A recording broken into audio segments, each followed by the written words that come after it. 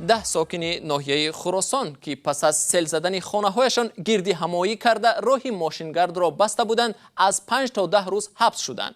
اعتراض ساکنان 2 ماه قبل رخ داده بود و امروز بار اول مقامات در این باره رسما اطلاع دادند.